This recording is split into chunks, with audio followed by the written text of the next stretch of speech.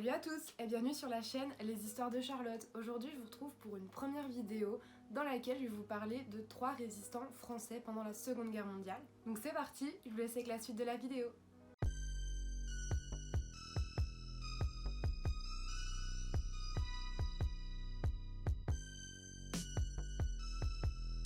Aujourd'hui, je vais vous parler de résistants français et résistantes aussi. Donc aujourd'hui, je vais vous raconter un peu ce qu'il s'est passé pour eux durant la Seconde Guerre mondiale et je ferai d'autres vidéos en parlant de résistants dans lesquelles je rentrerai plus dans les détails de ce qu'ils ont fait comme acte de résistance. En premier, je vais vous parler de Geneviève de Gaulle. Geneviève de Gaulle est née le 25 octobre 1920. Elle est la nièce du général de Gaulle. En juin 1940, alors qu'elle est encore étudiante, elle rentre dans la résistance. Elle va commencer ses actes en distribuant des tracts ou encore en déchirant des images nazies. Dans les années 1941, elle va continuer ses études à Paris où ses actes de résistance augmenteront. Par la suite, en 1943, elle rejoint le réseau qui se nomme la Défense de la France. Le 20 juillet 1943, elle va se faire arrêtée. Lors de son arrestation, elle vit dans la clandestinité sous le nom de Germaine Lecomte. De ce fait, elle va devoir dévoiler sa vraie identité.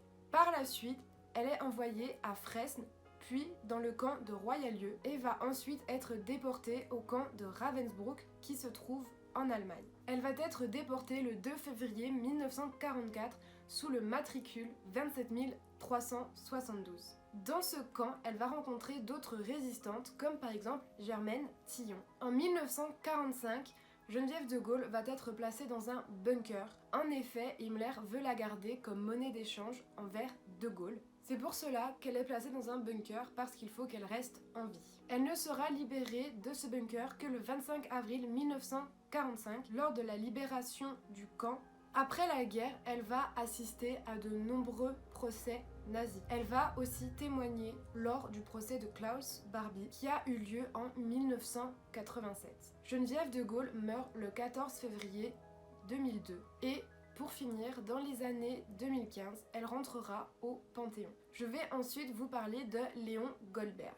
Léon Goldberg était issu d'une famille juive. Il est né le 14 février 1924 en Pologne et par la suite, il viendra vivre en France, à Paris, avec ses parents. Lors de la rafle du Veldiv qui a eu lieu les 16 et 17 juillet 1942, Léon a eu beaucoup de chance de pouvoir y survivre étant donné que ses parents l'ont caché. Mais eux n'auront pas cette chance. En effet, le père de Léon est arrêté puis déporté le 31 juillet 1942 en direction du camp de Auschwitz en Pologne.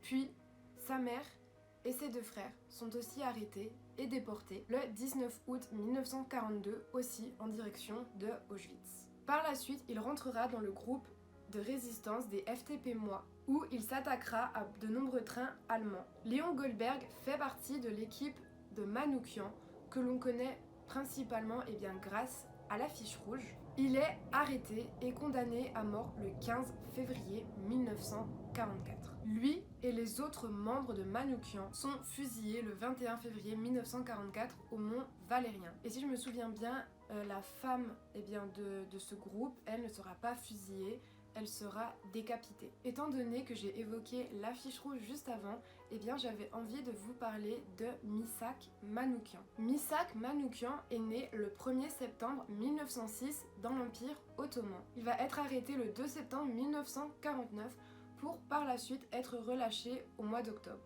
Par la suite, il va rester dans le Morbihan. En juin, la France va perdre. Il va travailler dans l'usine de Gnome, de laquelle il va partir pour rentrer à Paris. Malheureusement pour lui, le 22 juin 1941, il est encore une fois arrêté et placé dans un camp à Compiègne. Et encore une fois, heureusement pour lui, être libéré. En février 1943, Manouchian va, comme Léon Goldberg, intégrer le groupe de résistance des FTP-MOI. Le 17 mars de la même année, eh bien, il doit participer à sa première action de résistance, mais il va être mis de côté car il est indiscipliné. À partir de 1943, il est nommé commissaire technique des FTP-MOI à Paris, puis commissaire militaire toujours à Paris. Il a donc par la suite à peu près 50 hommes sous ses ordres. Le 16 novembre 1943, il est arrêté à la gare d'Évry-Petitbourg. À ce moment-là, en fait, Manouchian était déjà suivi. Et il est par la suite fusillé le 21 février 1944 au Mont Valérien. Après cette fusillade, les Allemands vont déposer dans la rue des affiches. Ces affiches, eh bien, on leur donnera le nom de l'affiche rouge. Au centre de cette affiche, il va y avoir eh bien, la photo de Manouchian avec marqué en dessous « Arménien, chef de bande, 56 attentats, 150 morts et 600 blessés ». Et cette affiche deviendra par la suite l'emblème des martyrs. Voilà, c'est tout pour cette première vidéo, j'espère qu'elle vous aura plu. Donc si cette vidéo vous a plu, n'hésitez pas à me le dire en commentaire. J'ai aussi une seconde chaîne où je parle de romans et je vais aussi parler de l'univers Disney dessus. Donc je vous mettrai le lien en barre d'infos si cela peut vous intéresser. A bientôt pour une prochaine vidéo. Ciao!